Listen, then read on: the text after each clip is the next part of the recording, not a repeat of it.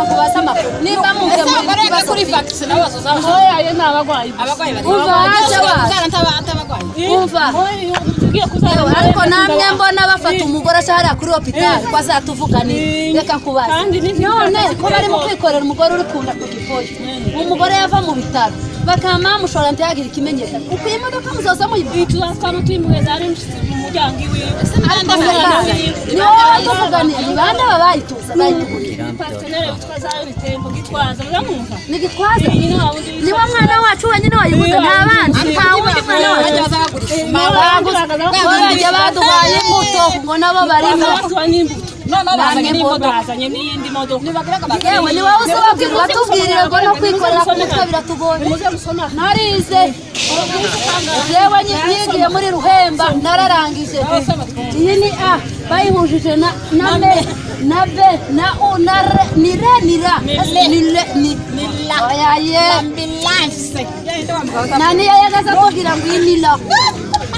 aho tubihuze a m ambi bituma bakashize ihano dahumi bayitango ni ariko abana bacu bakora nabitoye inshuti bavandimwe ari nako tubaha ikaze kuri Lucky TV 1 isoko y'ibyiza tubagira hirya no hino tukabategurira ibiganiro bigiye bitandukanye twibanda kuri politiki imyidagaduro iyobokamana ndetse n'ibindi biganiro byose bigiye bitandukanye n'ahandi wabisanga usibye kuri Lucky TV 1 isoko y'ibyiza.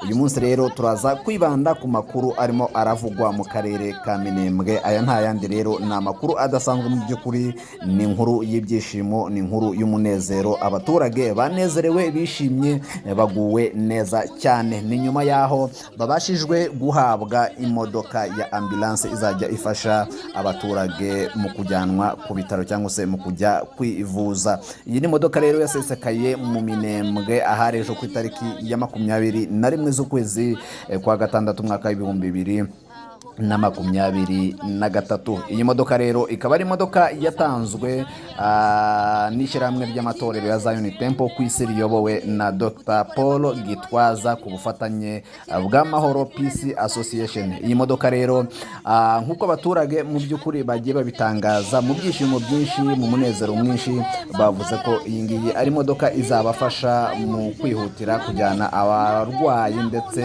cyane cyane abamama batwite ku bitaro. Nk'uko bitangazwa rero n'abashinzwe ibitaro cyangwa se n'abayobozi b'ibitaro ndetse n'abaturage muri rusange, bavuze ko bari basanzwe bafite ikibazo cy'amatransport. Minembwe imaze kuba centre nini cyane ifasha abarwayi bo hirya no hino mu duce dukikije Minembwe. Bati twari dusanzwe dufite imodoka imwe, ugasanga nayo rimwe na rimwe yagiye igira ibibazo byo gupfa ndetse no kwangirika, kandi kugira ngo tuzabone ibikoresho bibasha kwitekinika vuba cyangwa se kubasha kuyikora vuba bikatugora. Ati rero mu by'ukuri tugize amahirwe, iyi ni Imana ikoreye mu bantu, iyi ni Imana ikoreye mu bana bacu, iyi ni Imana ikoreye mu babyeyi bacu aribo ba Dr. Paul Gitwaza ndetse n'Amahoro Peace Association, bakabasha kutwibuka bakatwoherereza imodoka izafasha ababyeyi bacu, izafasha abana bacu, izafasha community yacu ndetse n'andi makominote agize abaturage ba Minembwe. Ati iyi modoka mu by'ukuri tuzabasha kuyikoresha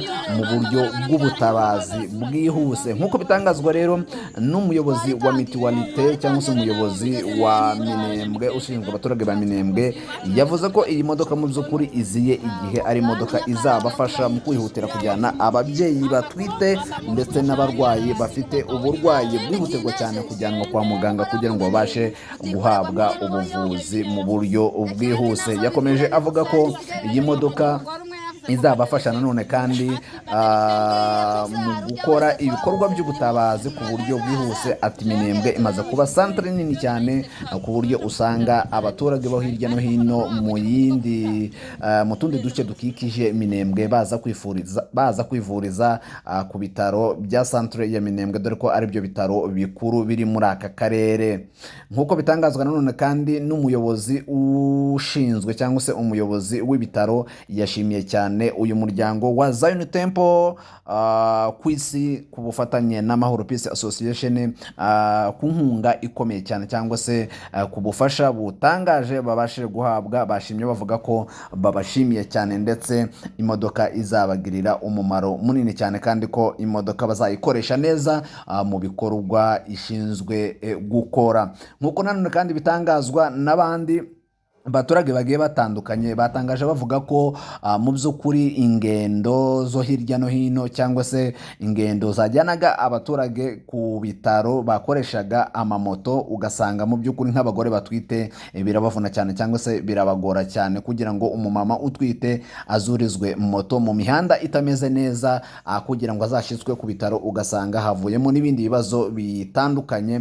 Ariko ati turashimira mu by'ukuri iyi nkunga ikomeye cyane duhawe, nubwo twari dusanzwe dufite indi modoka ariko ntago yari ihagije yonyine kuko abaturage bamaze kuba benshi cyane. Mu ijwi rero rya Mukirambi Iwacu aganira n'abaturage, reka tubashe kubumvisha uburyo ki abaturage babashije kwakira cyangwa se babashije kwishimira iyi modoka babashije guhabwa mu majwi yabo cyangwa se mu byishimo byabo uko bagiye babyivugira. Ni mu ijwi rye rero ry'umunyamakuru ukorera ikinyamakuru cya Mukirambi ni heza cyangwa se Mukirambi Iwacu, ubwo yaganiraga n'abaturage ndetse n'abayobozi bagiye batandukanye bo muri aka karere, uko bagiye bagaragaza amarangamutima yabo ndetse n'ibyishimo by'uko bagiye bishimira iyi nkunga babashije guhabwa. Amamodokari abiri abantu bose baje kuyakira ibyishimo abantu bari hanze y'akarere ka Minembwe barashaka kumenya ibibazo mwacagamo kugira ngo mujanye umurwayi ku bitaro, ubu mukaba mwabonye imodoka zibiri. Ibibazo twacagamo tugira ibitaro bimwe ariko Minembwe ni nini, urumva hari igihe cy'intambara abantu benshi bagakomereka, ambulance ni ifasha imwe, hari ababyeyi bibaruka, hari abandi barwayi izindi ndwara bakaremba mu ijoro, kuza kubatora bikagora kubera ino ambulance imwe. Rero urumva baradufashije cyane. Murakoze cyane.